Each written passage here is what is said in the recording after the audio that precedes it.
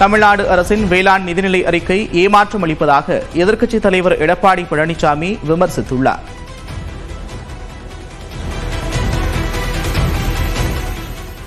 விவசாயத்திற்கு தனி பட்ஜெட் என்று கூறி ஏதோ தனி பட்ஜெட் போட்டால் விவசாயிகள் வளர்ந்து செழித்து வளமாக வாழ்வார் என்று விவசாயிகள் கனவு கண்டார்கள்.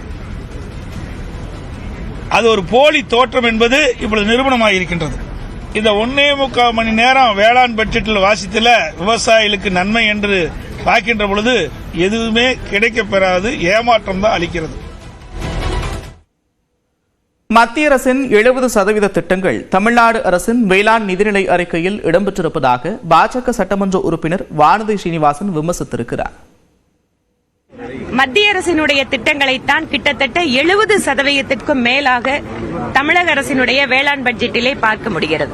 அகநானூறு புறநானூறு பாடல்களை ரசிப்பதில் இருக்கின்ற ஆனந்தம் வேளாண் விவசாயிகளுக்கு இந்த பட்ஜெட்டில் மூலமாக கிடைக்கவில்லை என்பது எங்களுக்கு வருத்தம்.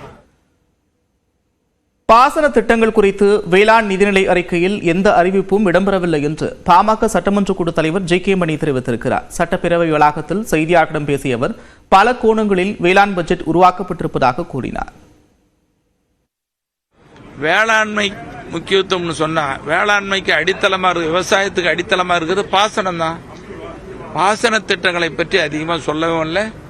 அங்க பொது நிதிநிலை அறிக்கை, இந்த நிதிநிலை அறிக்கை பாசன திட்டங்களுக்கு நிதி ஒதுக்கீடு அதிகமா இல்லை. விவசாயி வாழும்னு சொன்னா இன்னைக்கு வாங்கி இருக்கிற பயிர்க்கடன் எல்லாம் தள்ளுபடி பண்ணணும்.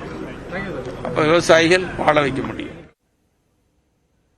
இதனிடையே பாஜக மாநில தலைவர் அண்ணாமலை வேளாண் பட்ஜெட் வெறும் காகித குவியிலே தவிர வேறொன்றும் இல்லை என்று விமர்சித்துள்ளார். தனது எக்ஸ் பக்கத்தில் நெல்லுக்கு 2500 ரூபாய், கரும்புக்கு 4000 ரூபாய் குறைந்தபட்ச ஆதார விலை என்ற வாக்குறுதி எல்லாம் வெறும் பேச்சளவில் போய்விட்டதாக பதிவிட்டிருக்கிறார்.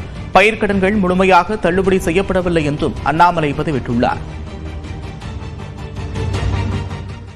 டெல்டா இல்லாத மாவட்டங்களுக்கும் 2025-2026 வேளாண் பட்ஜெட்டில் சிறப்பு தொகுப்பு திட்டங்கள் அறிவிக்கப்பட்டிருப்பதாக வேளாண் துறை செயலாளர் மற்றும் வேளாண் உற்பத்தி ஆணையர் தட்சிணாமூர்த்தி தெரிவித்திருக்கிறார். சென்னை தலைமைச் செயலகத்தில் செய்தியாளர் சந்திப்பின் போது அவர் இதனை கூறினார்.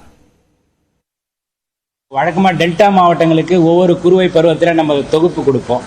டெல்டா அல்லாத பிற மாவட்ட விவசாயிகள் நாங்களும் பயிர் உற்பத்தி செய்கிற எங்களுக்கு இந்த மாதிரி ஒரு தொகுப்பு வேண்டும் என்று கேட்டார்கள். அதனால் இந்த முறை டெல்டா அல்லாத மாவட்ட விவசாயிகளுக்கும் டெல்டா மாவட்ட விவசாயிகளுக்கும் எல்லாருக்குமே தமிழ்நாட்டில் உள்ள அத்தனை விவசாயிகளுக்கும் கவர் பண்ணுற மாதிரி இது டெல்டா அல்லாத மாவட்டங்களுக்கு முதல் முறையாக சிறப்பு தொகுப்பு 29 மாவட்டங்களுக்கு கொடுக்குறோம். வழக்கம் போல் டெல்டா மாவட்டங்களுக்கும் நம்ம கொடுக்குறோம். ஸோ யாரையும் விடுபடலை இதில்.